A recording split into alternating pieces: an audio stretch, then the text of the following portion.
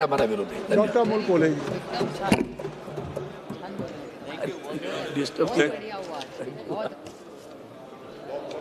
धन्यवाद अध्यक्ष महोदय। आज या ऐतिहासिक निर्णयावर बोलण्यासाठी मी उभा आहे आणि हा प्रवास खरं तर सोपा नव्हता। हा प्रवास काल परवाचा नाही, हा अनेक वर्षांचा प्रवास आहे आणि यावर बोलताना मुद्दाम आज डोक्यावर फुले पगडी घालून आलेलो आहे।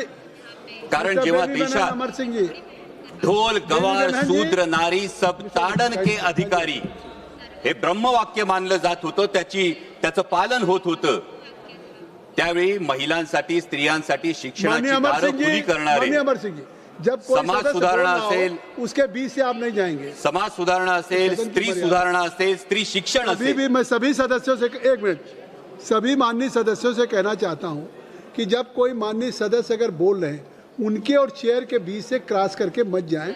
ये माननीय उस सदस्य की और चेयर सभी सदस्यों को भी थोड़ी शिक्षा दीजिए।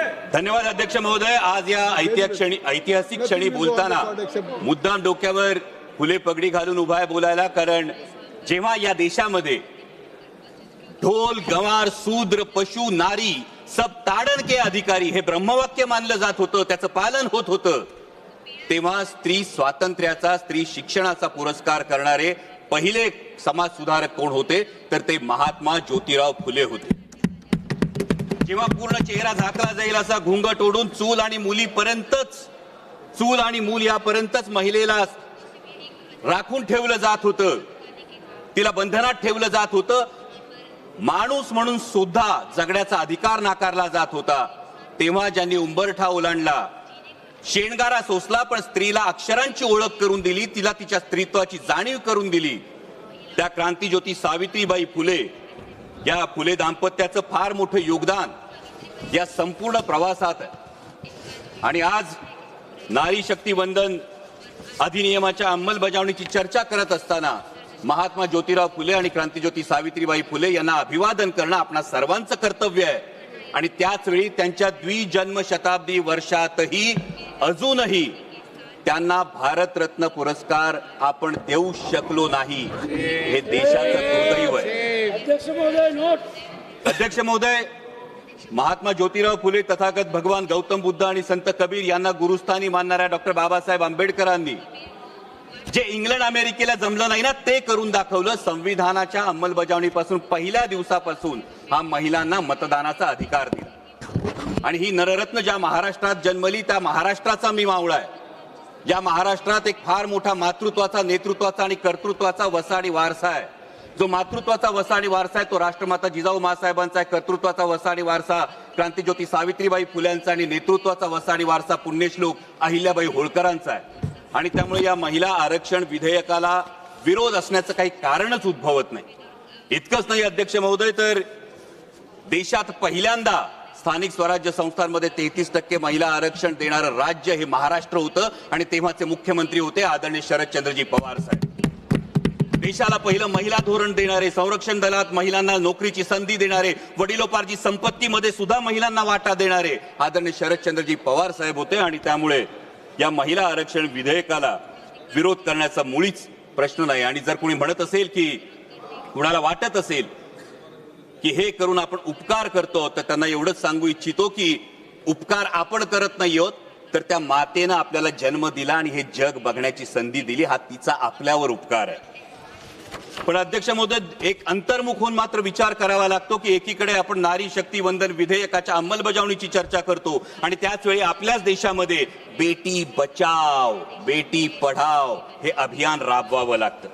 त्याच वेळी आपल्या देशामध्ये महिलांवर होणाऱ्या अत्याचारांची संख्या दिवसेंदिवस वाढत जाते। लाखो महिला या बेपत्ता होण्याच्या तक्रारी नोंदल्या जातात, त्याच्यावर कुठलीही ऍक्शन घेतली जात नाही। आत्ताच अध्यक्ष महोदय महाराष्ट्रामध्ये एका भोंदू बाबांचं प्रकरण समोर आलं आणि त्या भोंदू बाबाचं प्रकरण समोर आल्यानंतर त्या लैंगिक अत्याचार प्रकरणातले व्हिडिओज हे समाज माध्यमावर जर व्हायरल झाले तर मग तपास करणारे अधिकारी आणि पर्यायानं गृहमंत्री म्हणून त्यांची या महिलांचं संरक्षण करण्याची जबाबदारी नव्हती का, हा प्रश्न निर्माण होतो। आणि म्हणूनच अध्यक्ष महोदय, अंमलबजावणी करणाऱ्यांच्या मानसिकतेविषयी जरूर प्रश्नचिन्ह उपस्थित होतं। कारण यत्र नार्यास्तु पूज्यते रमन्ते तत्र देवता असं एकीकडे म्हणणाऱ्या आणि त्याच वेळी स्त्रियांना वेदांचं अध्ययन नाकारणाऱ्या आणि पतीची सेवा हे स्त्रीचं कर्तव्य असं मानणाऱ्या मनुस्मृतीचा उदो करणाऱ्यांच्या हातात जर याची अंमलबजावणी असेल तर याच्या अंमलबजावणीच्या हेतू शुद्धतेविषयी खरोखर मनात शंका निर्माण होते.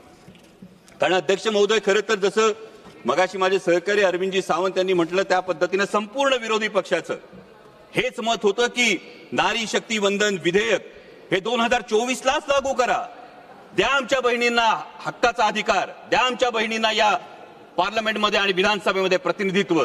आणि हे फार सोपं होतं करणं. आणि हे आवर्जून सांगतो कारण उद्या हे सांगितलं जाईल की विरोध केला, पण विरोध या गोष्टीला नाही, अंमलबजावणीच्या पद्धतीला मात्र नेमका विरोध. कारण अध्यक्ष महोदय, नारी शक्ती वंदन विधेयक जे आपण 2023 मध्ये पारित केलं त्याच वेळी त्यामध्ये फक्त सेन्सस, पॉप्युलेशन सेन्ससचा जर एक मुद्दा बाजूला गेला असता, डिलिमिटेशनचा मुद्दा बाजूला गेला असता तर 2024 मध्येच हे विधेयक लागू करता आलं असतं आणि आता ही चर्चा करण्याची आवश्यकता भासली नसती. उलट 33% महिला भगिनी या संसदेचा भाग असल्या असत्या. परंतु आता मात्र जे विधेयक आणलंय ते महिला विधेयकाच्या आडून एक वेगळा कावा तर खेळला जात नाही ना, हा प्रश्न उपस्थित होतो. कारण एकीकडे डिलिमिटेशन नंतर 815 सदस्य होणारे हे सदस्य होत असताना उत्तरेकडच्या राज्यांना 40% प्रतिनिधित्व आणि दक्षिणेकडच्या राज्यांना जेमतेम 20% प्रतिनिधित्व मिळालं. तर एक व्यक्ती एक मत एक मूल्य हे जे तत्व आहे या तत्वाला हरताळ फासली जाणार नाही. दुसरीकडे महत्वाचा मुद्दा हा आहे की समजा शाळेमध्ये एक विद्यार्थी आहे, तो विद्यार्थी चांगला अभ्यास करतो, चांगला अभ्यास करून चांगल्या गुणांनी पास होतो. दुसरा विद्यार्थी म्हणावा तसा अभ्यास करत नाही, त्याला गुण मिळत नाही. आपण बक्षीस कुणाला देणार? चांगल्या गुणांनी पास झालेल्या की अभ्यास न करणाऱ्या विद्यार्थ्याला? दुर्दैवानं ज्या राष्ट्रीय कार्यक्रम ज्या राज्यांनी अत्यंत प्रभावीपणे राबवले, लोकसंख्या नियंत्रणात आणली, त्या राज्यांना मात्र डिलिमिटेशन मध्ये शिक्षा मिळेल का आणि ज्यांनी राबवली नाही त्यांना मात्र याच्यामध्ये सवलत मिळेल का, असा प्रश्न निर्माण होतो. दुसरा महत्वाचा मुद्दा येतो तो प्रादेशिक असमतोलाचा. दोन महत्वाचे मुद्दे आहेत सर. प्रादेशिक असमतोलाचा मुद्दा आज आपण बघतो संपूर्ण देशामध्ये शहरी भागामध्ये लोकसंख्या फार मोठ्या प्रमाणावर वाढली आहे आणि डिलिमिटेशनचा निकष हा फक्त लोकसंख्या असेल तर शहरी भागातलं प्रतिनिधित्व फार मोठ्या प्रमाणावर वाढेल आणि त्याच वेळी ग्रामीण भागाचे मुद्दे, ग्रामीण भागाचे प्रश्न मांडण्यासाठी, माझ्या शेतकऱ्यांचे, माझ्या कष्टकऱ्यांचे प्रश्न मांडण्यासाठी पुरेसं प्रतिनिधित्व मिळेल का, हा पुढचा फार महत्वाचा मुद्दा येतो. त्यानंतर जेव्हा 815 सदस्य होतील अध्यक्ष महोदय, तेव्हा या 815 सदस्यांना आज या सभागृहामध्ये अनेक सदस्य असे आहेत की ज्यांना हा प्रश्न आहे की माझा प्रश्न काळात कधी लागणार. त्यांना अनेकदा हा प्रश्न पडतो की 0 आवर मध्ये मी जी 2 मध्ये सर 0 आवर मध्ये मी मुद्दा मांडतो त्याचा मला ट्रेजरी बेंच कडून लिखित उत्तर येत नाही. मला जो खासदार निधी मिळतो तो केवळ 5 कोटी रुपयांचा मिळतो. 24 लाख लोकसंख्या असते, म्हणजे रुमाल दिला आणि कोट शिवायला सांगितलं अशी परिस्थिती आहे. माननीय स्पीकर, त्यामुळे या डिलिमिटेशनच्या विषयी जवाब देने के लिए कहा सर, कंक्लूड कर रहा हूं सर. त्यामुळे या डिलिमिटेशन विषयी पारदर्शकता आणि सुस्पष्टता असणं हे अत्यंत आवश्यक आहे, जेणेकरून कुणावरही अन्याय होणार नाही. आणि त्याच वेळी जे माझे मित्रपक्षातले साथीदार आहेत त्यांना फक्त एक सल्ला देऊ इच्छितो की काही लोकांचा इतिहास असा असतो की ज्यांच्या वेळी असं म्हटलं जातं ऐसा कोई सगा नाही जिसे इन्होंने ठगा नाही. त्यामुळे यावर मतदान करताना याचा आपण जरूर भान ठेवाल अशी अपेक्षा व्यक्त करतो. आणि महिला विधेयकाला मुळीच विरोध नाही, परंतु डिलिमिटेशनच्या बाबतीत पारदर्शकता आणि सुस्पष्टता असायला हवी अशी मागणी करतो. धन्यवाद. जय शिवराय. श्री नरेश महास्के जी.